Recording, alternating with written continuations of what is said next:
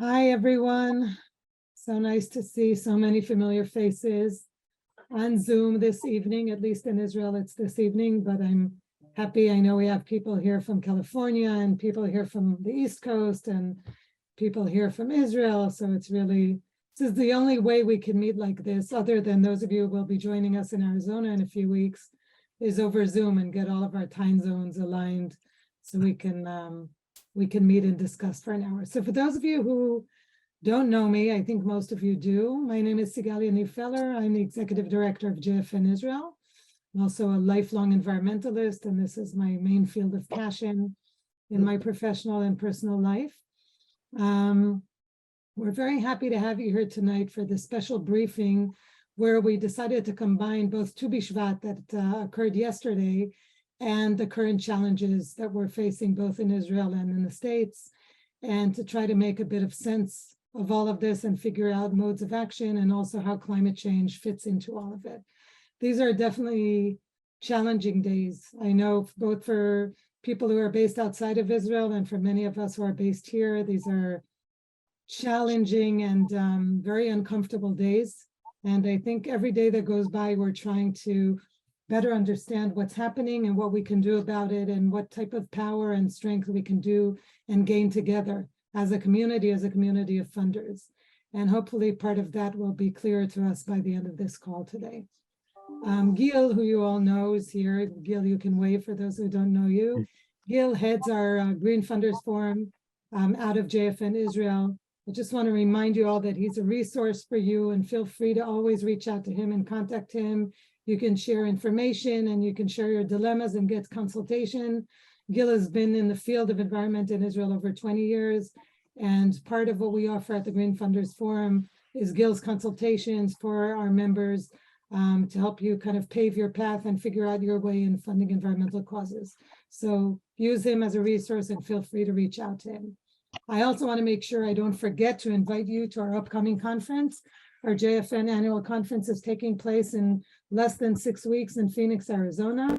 And a lot of green elements are going to be weaved into the conference, starting with a pre-conference program that's co-sponsored by the Glazer Foundation and the Stephen and Claudette Bronfman Foundation. So it's a free day to come join us in Phoenix around climate refugees and climate work.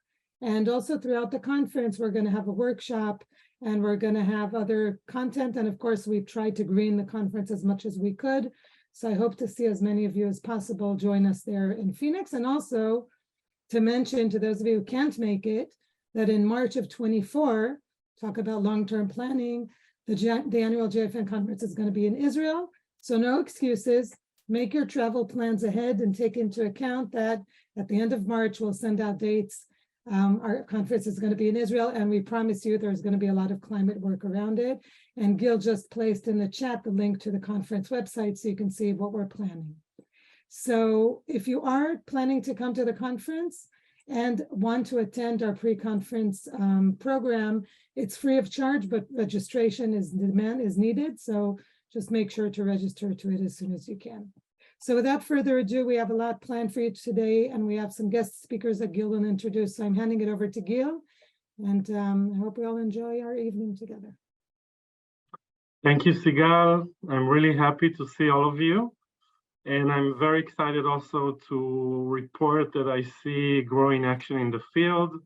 And I see people coming to consultations, taking action, and also some new collaborations. So I'm really happy to see that, and I encourage you to find out more and use us as a resource. For those of you who missed our previous sessions, I'm going to share in the chat just the videos that you can really sample and choose whatever you find interesting for you. So I encourage you to do it. Today, we're going to split the conversation into two main parts. The first part is going to be just highlighting what are the opportunities and challenges facing the new Israeli government and Knesset, and of course the NGOs and funders when it comes to climate and environment. It's really, the reality is changing, and we need to understand what's at stake and what are the opportunities as well. In the second part of the conversation, we're going to discuss the implications of the recent US midterm elections on climate change advocacy. And also we'll have a sneak preview to recent findings on Jewish foundations and their investments in fossil fuels and what are the actions that are needed. So stay tuned. We're going to also have time, significant time for Q&As after each speaker. And hopefully we'll have, at the end of the call, a short, very brief time for spontaneous sharing from things that you actually are involved in as time allows. So I encourage you to stay all along the conversation. Please use the chat for Q&As. And I'm happy to hand it over to Marla Stein, the co-chair of the Green Founders Forum, to present our first speaker. Thanks, Marla. Hi, thank you, Gil. Hi, I'm Marla Stein, and thank you so much for coming today. And I'd also like to welcome Sherry Fox, who is my co-chair. Sherry, thanks so much for all of your efforts. And of course, thanks to Sigal and of course, Gil. As you all may be aware, I'm a strong believer in impact through policy change, including the strategies of advocacy and grassroots activism.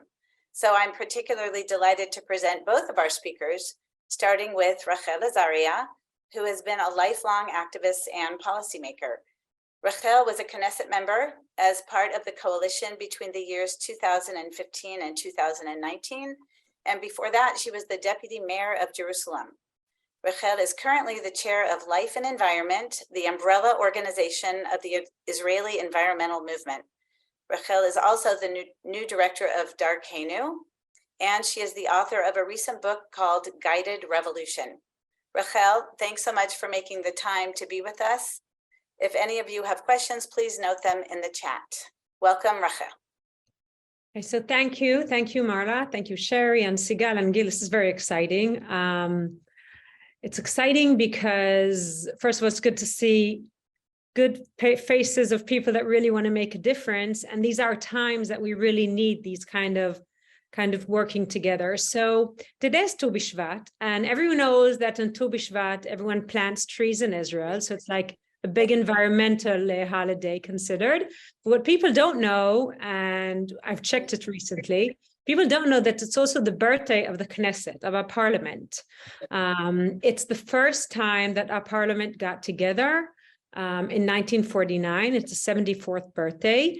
And it's very exciting because the first elections for the first Knesset, for the first parliament, were during the War of Independence, i.e. during a civil war. And during this war, everyone put the weapons down and went for one day to vote. And everyone voted. Jews, Arabs, women, men. We're the only country where no one ever, within the state of Israel, no one ever had to go out and demonstrate and demand the right to vote. Everyone always had the right to vote. So that's something that's very deep in Israeli culture and our Jewish and Israeli culture. And it gets even more interesting because these days we're in this big challenge regarding our democracy. So putting aside Tu B'Shvat, I want to start with the optimistic part. We've worked in the environmental movement tirelessly to make sure that we won't become an issue of right-wing, left-wing, that we really will be across the aisle. And we're very, very successful in it, especially recently. We really made a big effort 2.5 years ago. Strategically, we decided something that we have to make sure that will happen. And we can see that in the coalition agreements, we're one of the only issues amongst liberal and progressive issues, we're one of the only issues that actually are in the guidelines of this new coalition.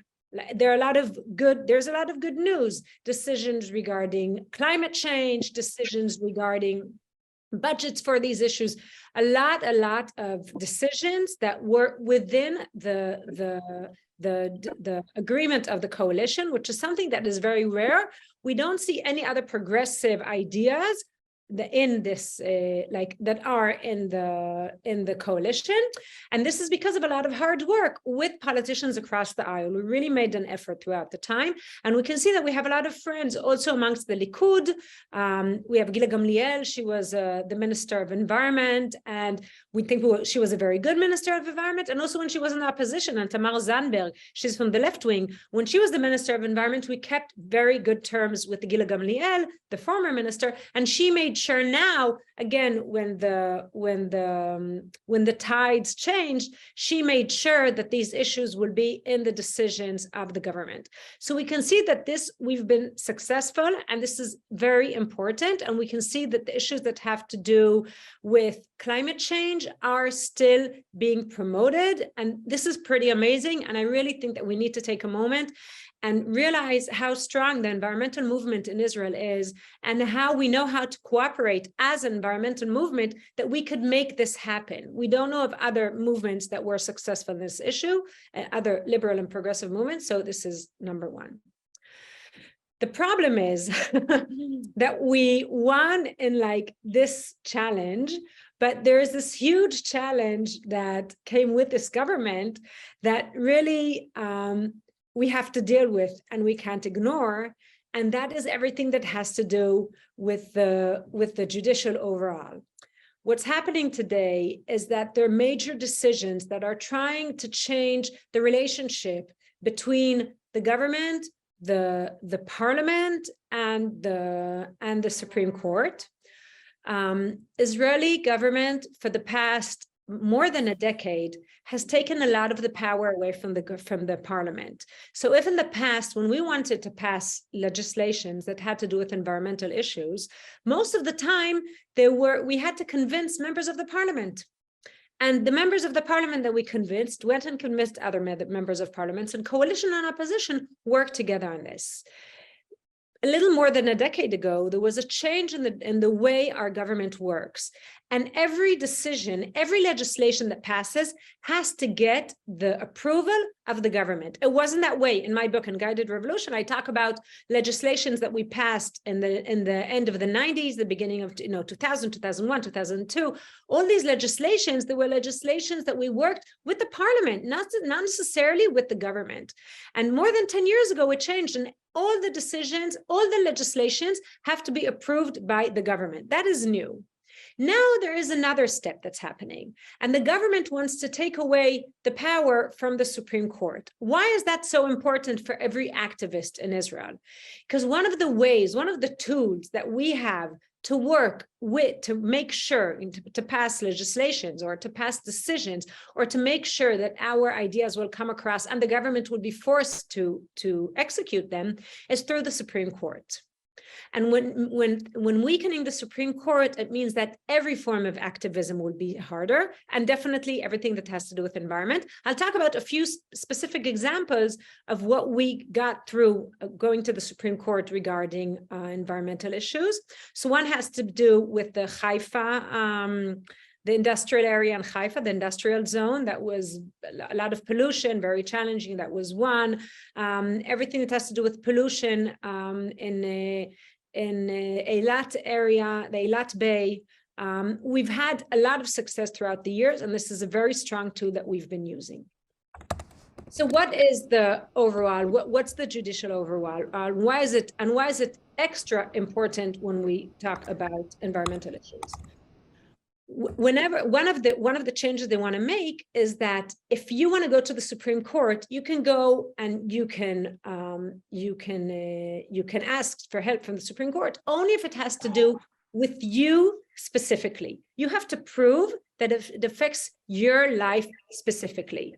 Now, everything that has to do with climate change, with environment, with pollution, it's very hard to prove that you specifically are the one that is affected by what's happening now or by the decision made by the government. And that's why you go to the Supreme Court. Most of the time, sometimes it can be about a specific river. Okay, now the river can't go to the Supreme Court. And today, the different organizations go to the Supreme Court on behalf of nature. It means that no one will be able to go to the Supreme Court on behalf of anything that you can't prove that has to do with your specific life. So when issues that have to do with women's issues, that's something I've been working a lot. So we can find the specific woman that it does affect her life. When we're talking about environmental issues, it's so much harder to find someone that is affected specifically by these changes. So that's why specifically for the environmental issues, this decision, the judicial overall, will really make a difference and narrow down our power to promote environmental issues. There are other parts of this judicial overall, and if you want, I'll talk a bit more. I'll say something that is very important is that there's the override that's part of the overall. The override means that any decisions that made by the Supreme Court, afterwards the government can decide to basically override it and to, just to decide that they don't agree and they're not going to execute it.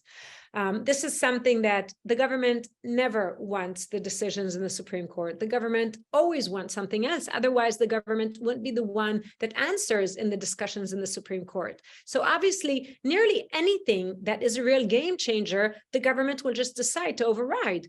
And that means that the Supreme Court has much less power.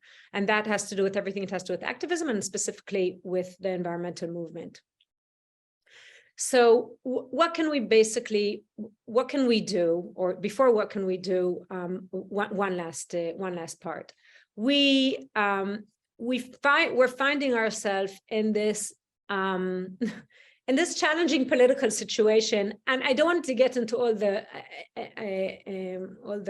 odds and ends of politics in Israel, but the Minister of Environmental Affairs in Israel today, she used to be in the former government, and the Likud tempted her basically to join the Likud and leave the other government. That's how the other government fell. They promised her to be a minister, and then they didn't want to, fulfill their promise.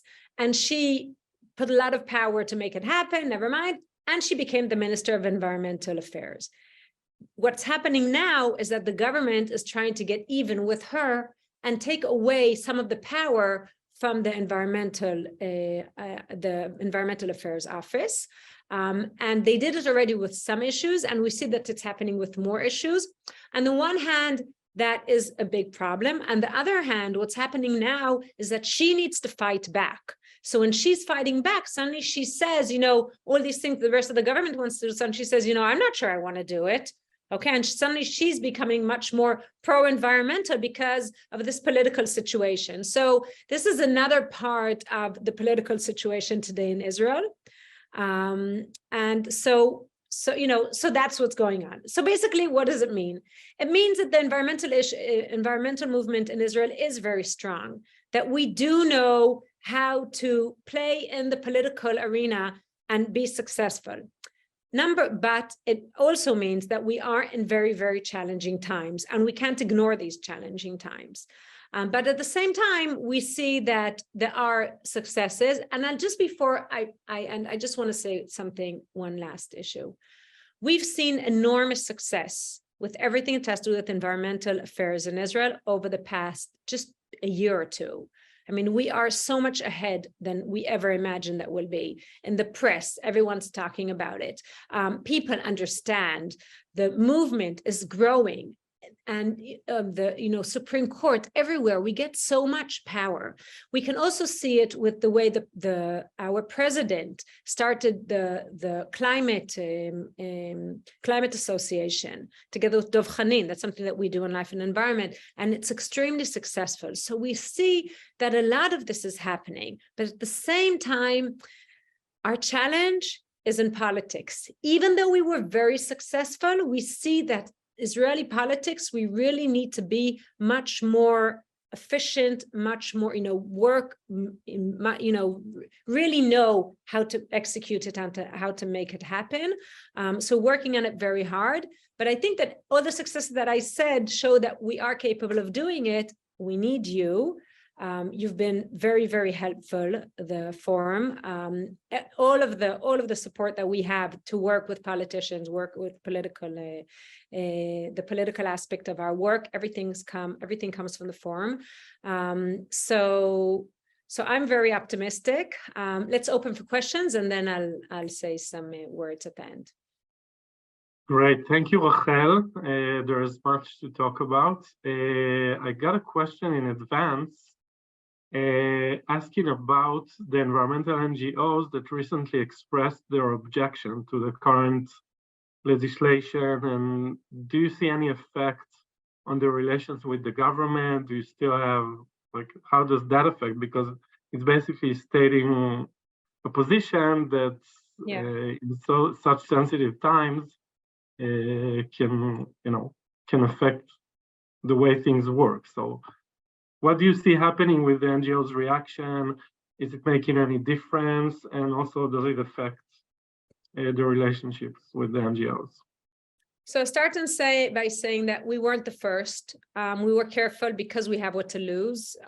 We had a discussion in Life and Environment, a month and a half ago, and we decided to wait till the government is formed, till we see what actually happens. We just decided 2 weeks ago, we started the discussion. We just decided recently that we are going to have a statement on this issue. Personally, I think we had to. I don't think we could ignore it anymore. We don't see any ripple effect. The government isn't even discussing that with us. I think one of the reasons is because that everyone is, the head of the Israel Bank is talking against the overall, the judicial overall. So everyone is talking against it. So it's kind of hard to, point out us and say something. So I'm not worried in that sense. I am worried that if it passes, it's going to change a lot of our power and really our capability of really making a difference. So that's that. So I don't think we're paying a price for that at all. And I even will say that if we wouldn't take a stand, we would pay a price in our relationship with the rest of the NGOs and activist movements in Israel. So that's where it is. Thanks, Rachel. And another question is about the new minister. Minister of Environmental Protection. She was formerly in the previous government, and she was one of the main players that actually got the government, to go to elections. And now she's the Minister of Environmental Protection. What can you say about how does it look now when she stepped into office? So I talked about it in short. Gila Gamliel, that she's the former Minister of Environment, she really, really wanted this position. Unfortunately, she didn't get it. We also hoped she would. We campaigned for her to get this position. Edith Silman, we don't know yet. We do see, I talked about it a bit, that we do see that some of the power is being taken away because that she has this ongoing argument with the Likud, with the government. But we do see that it gives her incentive to fight with the government, something that we wouldn't see otherwise. Otherwise, she would probably just, everything the government would say, she would probably just agree and play along. And now because they're in this kind of friction, so she has to show that she has her own perspective. So we can play along with it and make sure that we gain more power through that. It's regular, typical politics, but it does mean that probably once she gets what she wants, which isn't necessarily in environmental issues, maybe she'll start playing along. So this is just classic politics that we need to play. I will say that in the environmental movement, we have quite a few former members of Knesset, people that really know how to play the politics. So we are playing along. And in the meantime, we know how to use the situation for the benefit of the ideas that we are promoting. Thanks. I also see a question about, it's privately, a question about the arrangements bill. Maybe, I don't know if everyone is aware of what it is, but usually a new government wants to pass a new budget. And with the budget, there's a set of legislation all kinds of reforms that are related to economical issues. And according to recent publications in the media, the arrangement bill is actually giving a lot of power to the industry and also limiting all kinds of aspects on the environment. Can you say something about that? Yeah, I'll start with two decisions that were made by the former government. One that it has to do a lot with environment. That's the issue of disposable dishes. That there was a decision, and now it's being. They're marching back. We see a lot of power that's given away to the industry. Also, this is from a different aspect. Also, the head of the ministry, her CEO, the minister can choose their CEO. She chose someone that is very much pro the industry. And we see we also see a lot of power that's being given to the Ministry of Energy.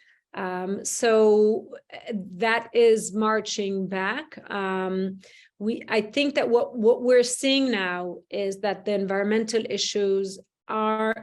affairs are not perceived anymore as issues that have to do only with, the people that are active about it. Also, Israeli economy. Within Israeli economy, there are a lot of people that are pro-environmental affairs because everything in the world is changing and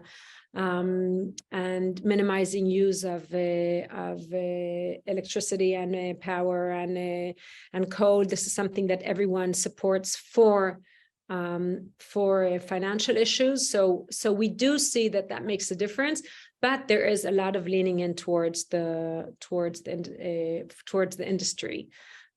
So this is an ongoing challenge. I will say that if we wouldn't see these decisions, I would be surprised. I think that it's almost obvious. Also, the former coalition, we could see that there was an ongoing struggle on these issues. So I think this is part of what we're dealing with all the time. And so, I wouldn't yell Gewalt about this. I wouldn't see this as huge, horrible drama. It's, part of our ongoing challenges in promoting environmental lawmaking. I see a couple of questions about the connection to the US. So I'm just going to highlight some of them. There's a point actually asking whether there are any efforts to use a connection in the US with, supporters of Israel from the conservative parties. And whether there is any discussion with them, whether it's helpful, useful for internal lobby in Israel, and connect maybe the love of Israel of Republicans and Christian conservatives to connect to, loving the land of Israel and things like that. So do you see it as a strategy that is being even used? And what do you think about it? Okay, so we see that strategy being used in Israel. That's the strategy that we use with the more conservative groups amongst Israeli society. Promoting environmental ideas or legislation doesn't only come from progressive and liberal ideas. It can also come from very conservative ideas, love of the country, making sure our country would be a safe country. There are different ways of approaching this issue, and that's what we've been doing. That's a lot of the work that we've been doing. It's one of the reasons that we can leave it an issue that is across the aisle. I think that's very interesting, and maybe we do need to do some of that work. I think the challenge is that in the United States, not like in Israel, environmental issues aren't so much across the aisle, and they did become an issue that is more Democrat and less Republican. In Israel, we managed to keep it kind of, centrist.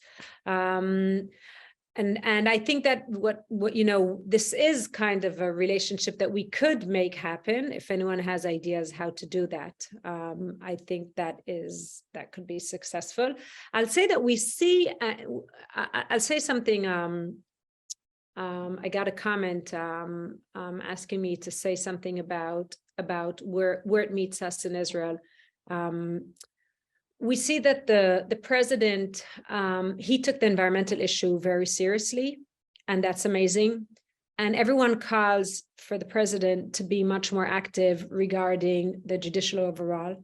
And we can see that it's very hard as a president to really push on these issues. The environmental issue is one of the major issues that he took on himself. And the reason is because that it stopped being an issue that separates us, and it became an issue that brings us together. And I think this is a place where we can really bring together philanthropy also in the United States and also in Israel. I think this is something this is a moment that we see. It really crystallizes the work that we've been doing and the way the environmental issues can be issues that bring everyone together. So I hope that was clear enough regarding where we're standing today during these challenging times, very challenging times in Israel. Okay, I see that you have a short comment, so maybe you can open your mic and we'll give you just, a minute to Sorry, ask. just 30 seconds. I see that one of the problems today, again, in my opinion, in Israeli politics is that the new culture, in addition, I agree with everything that Ahaz said, but in addition to the, we'll say, technicalities of the standing in the Supreme Court, etc., is the culture. The new political culture in Israel is a looting culture. Grab as you can, and even, if I may be very blunt, when I hear sometimes Miri Regev, it's sorry, fuck you politics. Now I'm in power and I can loot as much as I can in the year or 2 years or 3 years that I'm in power. Environment is caring about the common good. And to a larger extent, again, in my opinion, this is supported by the ideas that are reflected, for example, by Kohelet, which is all about myself, all about what I can do for myself when I am in power and not about a greater good. And since, so this is an issue, on the one hand. On the other hand, or in addition, Kohelet, which is very powerful today in Israel, the right wing is supported by Jews from the US. And so this is kind of a call for, I would say, common good politics to come also from the US, maybe as a counterforce for what we see from Kohelet and other conservative, I would say, fragments or movements that are really being translated into a looting politics in Israel. And this is a major issue for the environment, because the terms... Maybe, if you can say something about, the new government, like Udi said, is taking a lot of information from places like Kohelet and others. What are the perspectives on environmental issues when it comes to that? Okay, so thank you. You were being much more blunt. I was much more careful, obviously, but I will take what you said and I want to comment about it. Kohelet, in issues regarding environment, is not being successful. Kohelet is funded enormously by American Republicans trying to bring the rift in environmental issues to Israel, just like it is in the United States, okay? They are not successful in that. They're actually Kohelet, they're not successful, even though they have so much money. They are, it's unbelievable how much manpower they have. And it's like, they're everywhere, okay?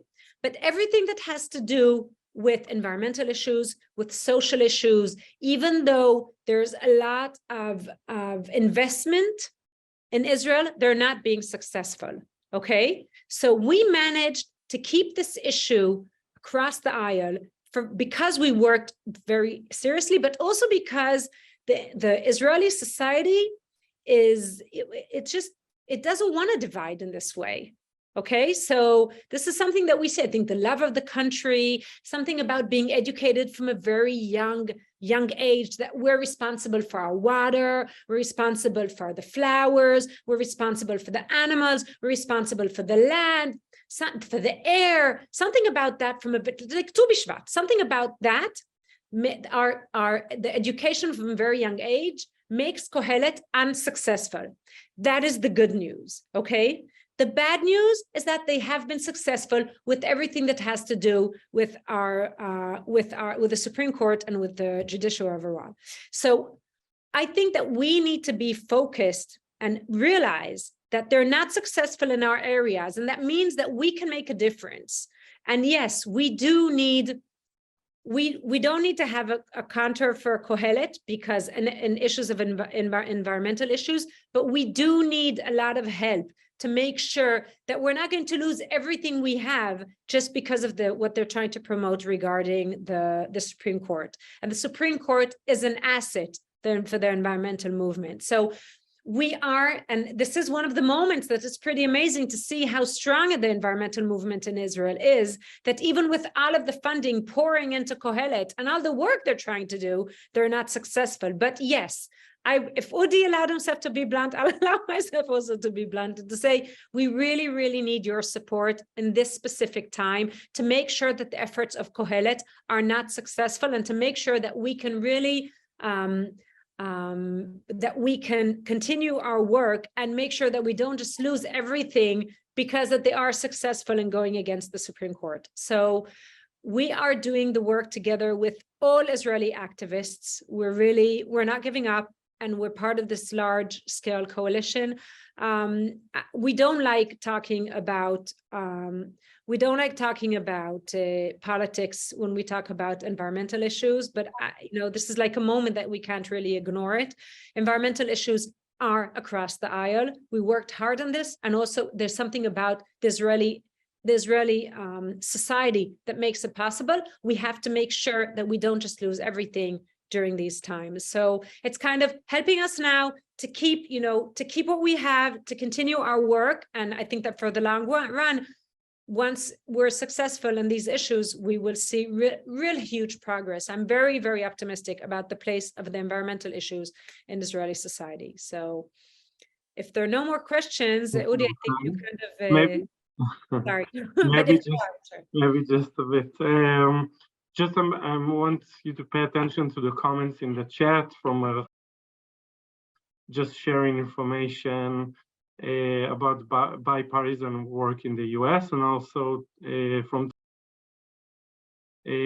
about pollution damages that actually damage, personal health, and in some cases, it crosses the camps, if you can say that. I also have a question about, let me phrase it like this: many environmental issues and climate environment are in the hands of various ministries, energy, transportation. How does it look in the new government on these issues? Specifically, maybe energy and transportation, which are key to... So I'll say the bad news is that it doesn't look good. The good news is that it seems that the government is so fragmented that I don't know how much of these decisions will actually pass. I don't know if you know, a lot of the ministries after a year, they're supposed to switch. Okay, so no one's really there for the long run. So I think we'll see a lot of populist decisions, like the minister of transportation. She decided that the lanes that are only for public transportation during certain hours, the police won't stop cars that go on these lanes. I mean, they're very small, narrow, populist decisions.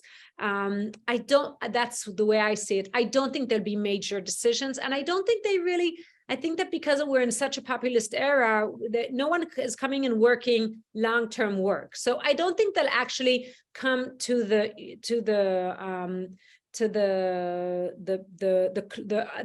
workers in the office and change the plan. So I'm not afraid of that area. Really, I think that kind of will know how to do.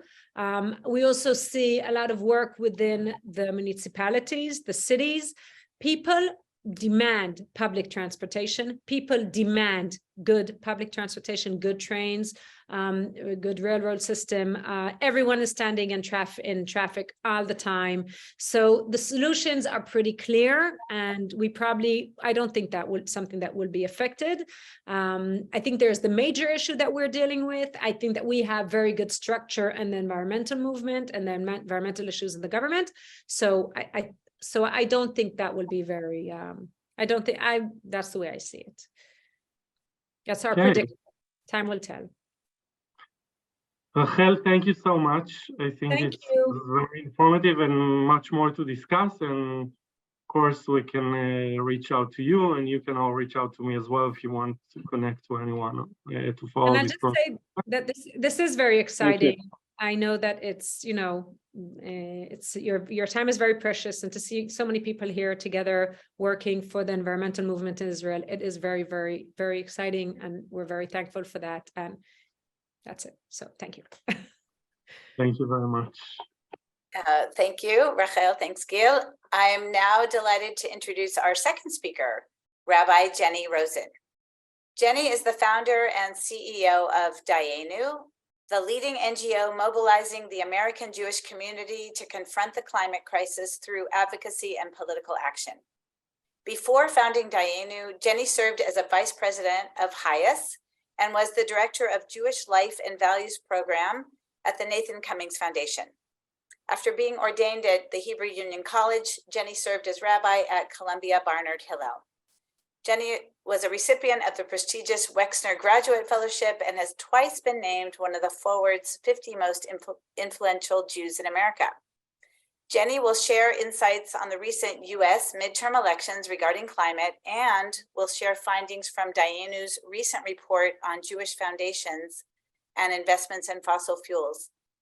On a personal note, many of you know that my husband and I are very involved with impact investing in both Israeli startups and responsible investing in public equity.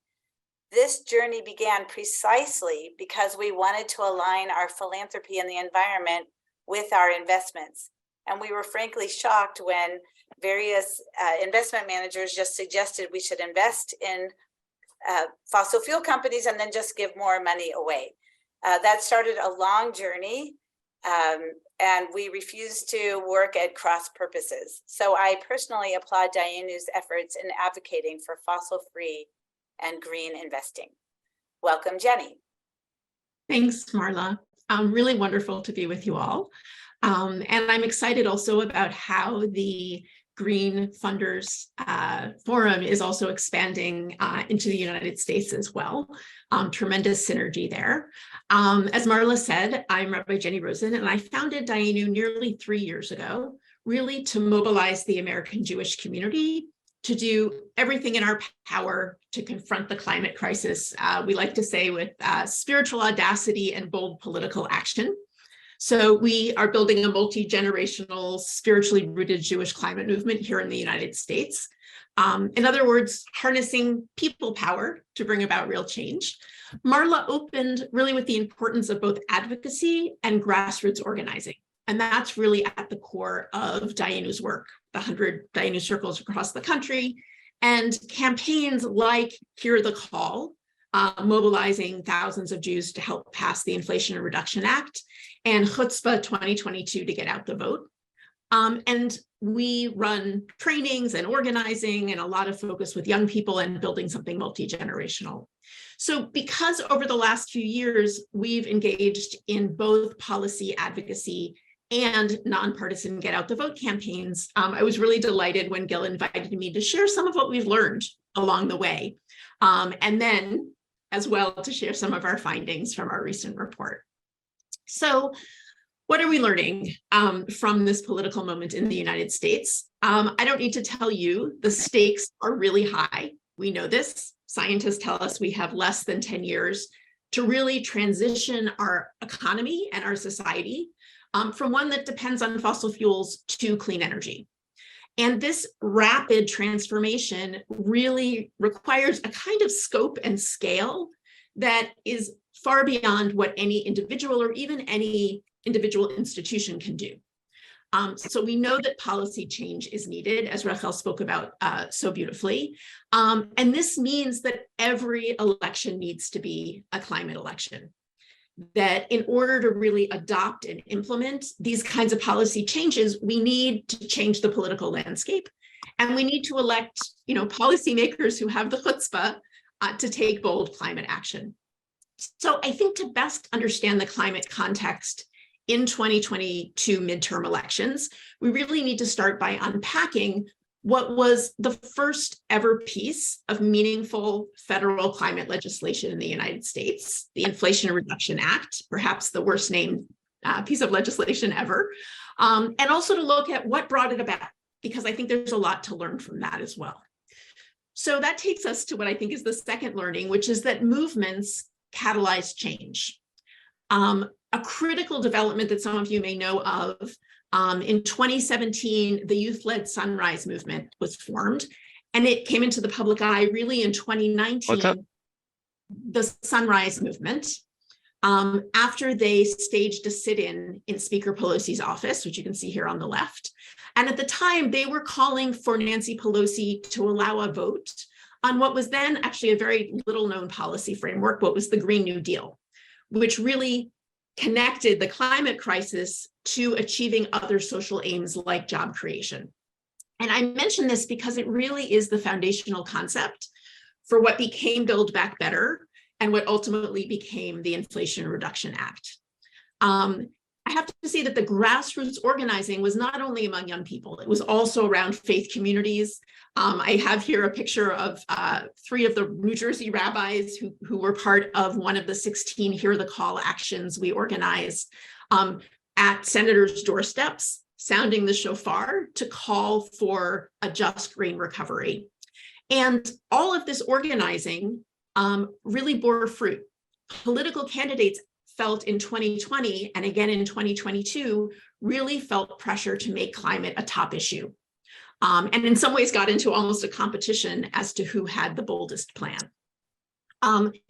You may recall that when candidate Joe Biden released his first climate plan, it was actually quite tepid, and many organized to put pressure on him. And he went back to the drawing board with his folks, and they released a far stronger proposal. So we saw the record turnout in the 2020 elections, with politicians who really committed to climate action, taking control of the White House and both chambers of Congress. And they felt increasingly accountable to these grassroots movements.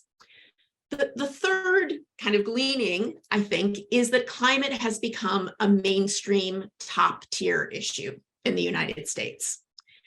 In 2020, we really started to see a pretty major shift with increasing concern about climate. Sadly, I think a lot of this can be attributed to the fact that by then, the majority of Americans had personally experienced the impacts of the climate crisis, and that is only continuing more and more. And this change is actually reflected in the American Jewish community as well. These are 2 different exit polls of voters. In 2020 election exit polls indicated that climate was a top 2 issue for Jewish voters, shown on the left here. And then it rose to the #1 issue in 2021 and the first half of 2022, that's shown here on the right from the Jewish Electoral Institute survey.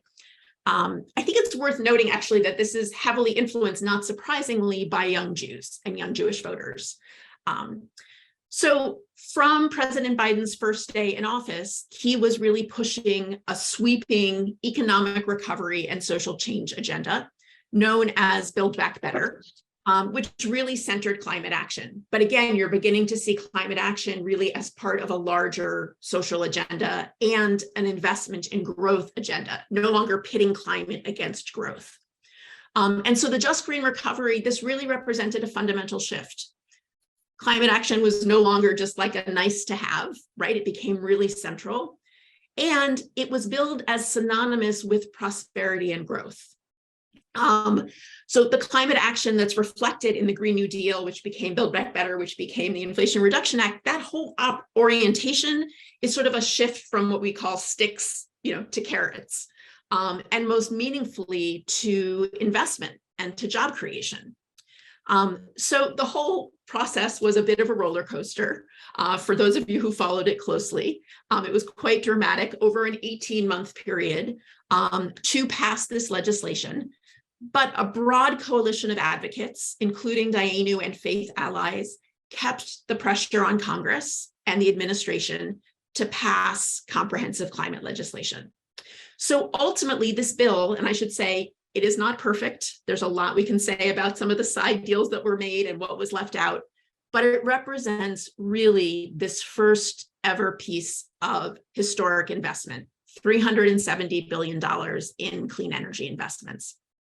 I'll just note that two highlights that are not shown in this graphic. One is $60 billion of investments targeted towards underserved communities. This had a real focus on environmental justice, which is critical because we know that climate impacts affect everyone, but not everyone equally. They fall disproportionately on poor and marginalized communities. And second, that for the first time, there was actually eligibility for nonprofits and houses of worship to apply for direct clean energy tax credits. So this summer, the IRA passed just as the 2022 election season was heating up. The House passed it actually very dramatically enough on Tisha B'Av. And interestingly, in the 2022 elections, many Democrats ran on the benefits of the IRA and climate action. And it's interesting to note that the Republicans did not seize on it as a means of an attack. And Rachel is absolutely right. This is more of a partisan issue in the United States. And I will say it is not as much of a partisan issue in the United States as I think sometimes it gets portrayed. I think both of those things are true. And I think it's interesting to note that in the 2022 election, Republicans did not take issue as a talking point in their election with the Inflation Reduction Act, which is different, let's say, than what happened with the Affordable Care Act, where it really became a wedge. And as the exit polls showed, climate really remains a top issue for American voters and for Jewish voters. It may be too soon to tell, but some pundits are claiming that this election demonstrated that climate is no longer an effective electoral wedge issue. So we'll see, but I think that's an interesting observation. So let's turn to the fourth and final question, which is where do we go from here? We need, obviously, to accelerate climate action. We're all, I think, on this call because we're well aware of that. And in the United States right now, we need to look beyond Congress. So with the Democrats, staving off significant losses in the 2022 election, the White House is seizing its mandate to implement the Inflation Reduction Act. And in some instances, this is really good. Money should start flowing down to the states, and that's actually where we're going to see a lot of the action in the near term. And we should start to see legislation and rules that will allow states to make the most of the IRA money, building electrification statutes and vehicle infrastructure and energy generation and transmission. And with a divided Congress, right, with a Republican House and a Democratic Senate, we're unlikely to see further climate action in Congress. And 1 month into this term, it's pretty clear that very little is going to get done that way. But there are still some really critical venues where we can make a difference. Within the administration and executive actions, we're continuing to really pressure President Biden to use his full authority of his office and administration. So you can see some examples here on the left, directing the EPA to limit greenhouse gas emissions and other pollutants, ending oil and gas extraction on public lands and waters, which is something that when he was a candidate, he pledged to do, but President Biden so far has really reneged on. And then on the right, you see that on the state and local level, there's going to be a lot of meaningful climate legislation about how the IRA money gets spent. And so engaging in local and state level campaigns is going to be really important. I think with the gridlock in Congress, we also need to turn our attention to another critical venue for systemic climate action. And Marla previewed this, which is the financial sector. So I want to just take a step back for a moment. I think addressing the climate crisis can feel super complicated. It's a very complex issue. And at its most basic level, if we're going to keep our temperatures from raising those 2 degrees that scientists tell us is really the tipping point for the most catastrophic climate devastation, if we're going to do that, we basically need to have 2 things happen, right? The first is we need to invest in clean energy, which is what the Inflation Reduction Act has greatly accelerated. And the second is that we need to keep fossil fuels in the ground and unburned. Those are the 2 basic, kind of, if we boil it all down, that is what needs to happen. So fossil fuels, we know, coal, oil, gas, they are responsible for 3/4 of the carbon pollution driving the climate crisis. The International Energy Agency, the world's leading energy analysis, has demonstrated that if we're going to meet the goals of the Paris Climate Accord, we cannot approve any new fossil fuel projects. Fossil fuel companies really have no incentive to change their business model. Their core business model is extracting and burning fossil fuel. So one of the ways that we can end sort of this era of fossil fuels is by stopping the money pipeline, if you will, to these companies that is financing the public support that they need, both financing and giving them the public support that they need to continue for business as usual. So Dayenu recently launched what we call All Our Might, the name you may recognize from the Shema, which is a campaign to end the era of fossil fuel and usher in a clean energy future, Jewish campaign. And as part of that, not the whole Megillah, but as a central part of that, we are calling on Jewish institutions to help cut emissions and scale up investments in clean energy and climate solutions. It's estimated that the American Jewish community has about $100 billion in assets. And as customers and clients and shareholders, we can really join what is a growing movement to stop the funding of fossil fuels through our investments and instead to invest in clean energy. At the same time, I think it's not only about the money, it's also about using our moral voice to call on major banks and asset managers to do the same. And this is no longer, there was a time when this was a little bit of a kind of esoteric approach, if you will. This is really becoming more and more mainstream. We will be joining an impressive group of institutions from the MacArthur Foundation to Harvard and Yale and Brandeis. Recently, the New York City Pension Fund, a whole host of Catholic institutions. This is really, I think, a growing movement that understands what it means to build this kind of collective power. So to begin this work and really raise this conversation in the Jewish community, we wanted to capture a baseline, sort of where are we starting from? And most importantly, we wanted to create a roadmap for institutions to engage. So in December, we published this report, B'chol Ma'odecha, with All Our Might, how the Jewish community can invest in a just, livable future.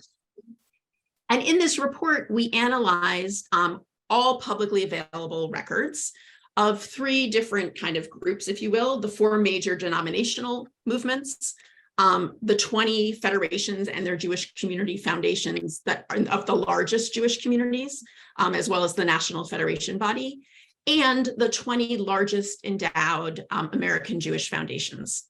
So collectively, this represents about 1/3 of the $100 billion in Jewish communal assets. And we selected this particular slice because of their positional power, because of their significant investments, and because they had publicly available information. And this is really important. We reported everything in the aggregate. This is not about singling out any particular individual, organization, foundation, because it's all of us. We're all, with very few exceptions, Marla being one of them, we are all invested in fossil fuel, and Jewish institutions are invested in fossil fuel by default. So among our key findings was that of this $34.7 billion, about 1/3, there was significant exposure to coal, oil, and gas, an estimate of 3.3 billion. And obviously, this number is significantly bigger if we factor in all of the institutions. This is, just by the by, the equivalent of 2.6 gigatons of carbon dioxide into the atmosphere, which to kind of translate into day-to-day terms is, more than 561,000 gas-powered cars running 6.5 power plants. And again, this is just about a third of Jewish communal institutions. So we really believe that these investments represent an opportunity for Jewish institutions to really help finance this transition to our clean energy future, and to urge major financial institutions to do the same. So we conducted this research really as a catalyst and to support Jewish institutions to engage in this work. We developed a roadmap and a robust set of resources really to support institutions to do this, to begin to think about how do we engage our community, starting Reshit Chokhmah, beginning in wisdom, grounding in Jewish learning, Chashbon, researching your investments, Limud, educating your community, Sicha, Kavanah, Kadima, really a roadmap with a whole set of resources, and increasingly a list of experts that we can connect folks to as well. We found in the research that, not surprisingly, foundations and federations are in various, places along their own journey. Some have made the shift, some have been thinking about it, some are just beginning to think about it. And in addition to the roadmap and the resources, we'll be putting together a small cohort of foundations that are interested in engaging in this and in learning from each other. So I really want to invite you, I'll put in the chat the link to the report, and I really encourage you to read it and would love to hear your questions, reflections, and welcome you, to join in any way that you feel would be meaningful. So finally, Gil asked that I end with a call to action. I had the opportunity in November to speak at a JFN West event, and I was speaking specifically, I was asked to speak about what are the levers for change in addressing the climate crisis, particular to philanthropists. Like, what can philanthropists do in addressing the climate crisis? So I want to end by just sharing what I think are four ways. Most obviously, philanthropy plays a role by supporting organizations that are doing powerful work that's really moving the needle, and identifying organizations that are making change, at the scale and at the speed that we need. Some foundations and philanthropists are developing whole new portfolios around climate, and many are funding climate through their current issue areas, right? Since climate intersects with everything. Second, philanthropists think in terms of scale and metrics. And if there was ever an issue that we need to be thinking about on a large scale, and be sure that we're really moving the needle in the time frame we have and making meaningful change, it's the climate crisis. And so I think one of the things philanthropists can do is really support and advance systemic approaches, knowing that personal practices are important, but not enough. Third, what we've been talking about, one of the unique roles, is what can happen with assets and how we can stop fossil fuel expansion and keep from reaching that 2-degree increase. And not only doing it, but finally, your voice matters. I think that funders have tremendous influence, and I'll say in shaping the Jewish communal discourse and the zeitgeist. And we really have an opportunity here to align our values and our actions and our voice. And that voice, I think, has influence within and beyond the Jewish community. So making clear that the climate crisis is a priority of the Jewish community and funding efforts in the Jewish community and beyond, and that we're showing up in the larger climate movement. So as you can tell, I deeply believe that the Jewish community has an important role to play in addressing the climate crisis. And more specifically, that the role of philanthropy, I think in particular, can play a really tremendous role.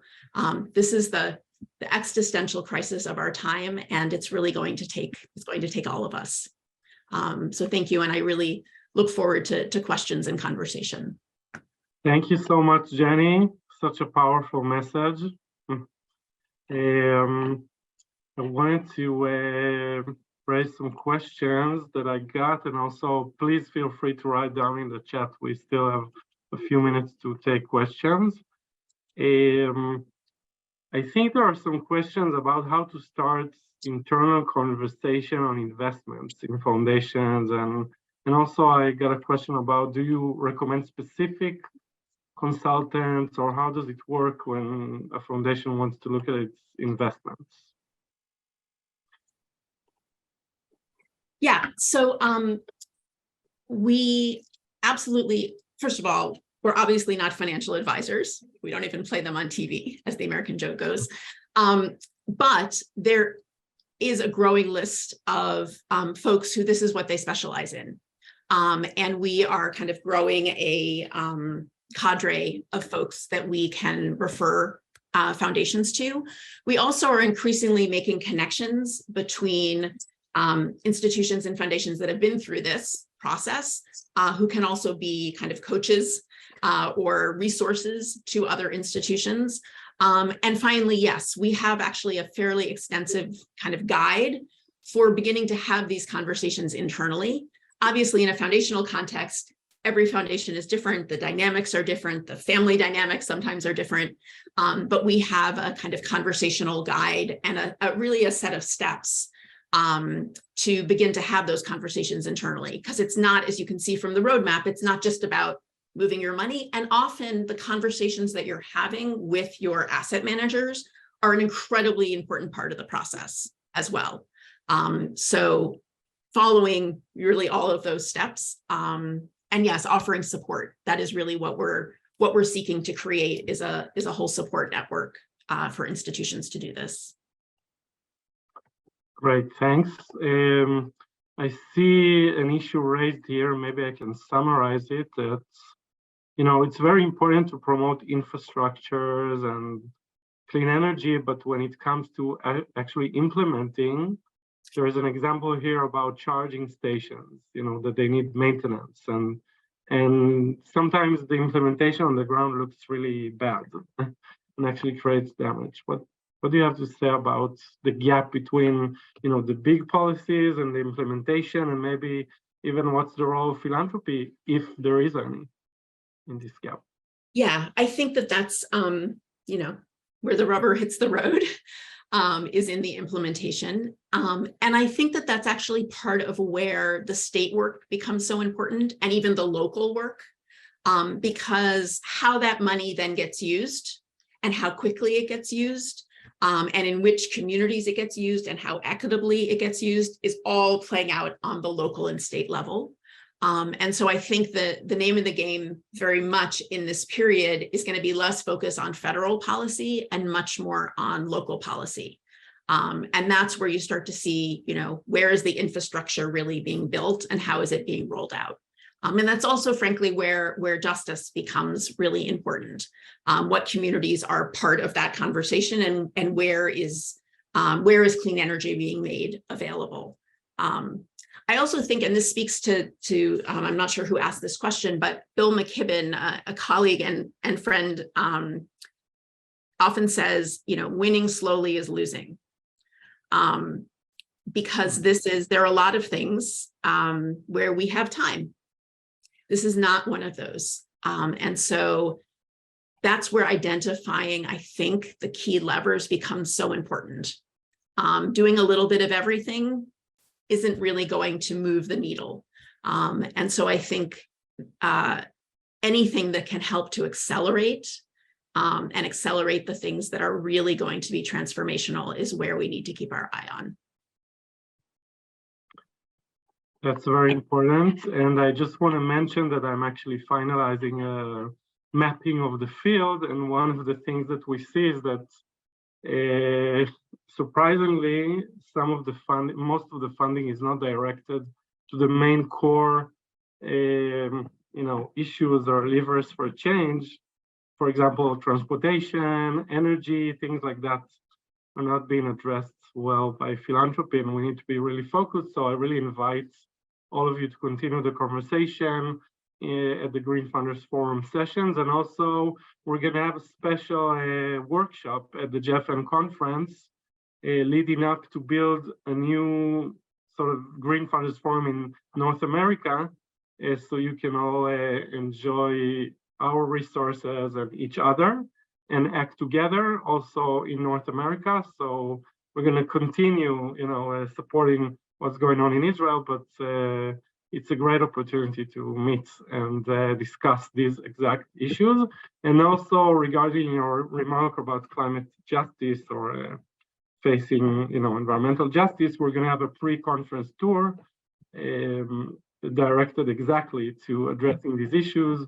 We're going to meet the homeless population suffering from extreme heat in Phoenix, Arizona, and also climate refugees, and the work of the local Jewish community. So I think there's a lot to do, and you should, I invite all of you to be informed and keep on acting. And Jenny, you have great comments in the chat, thanking you for a great presentation.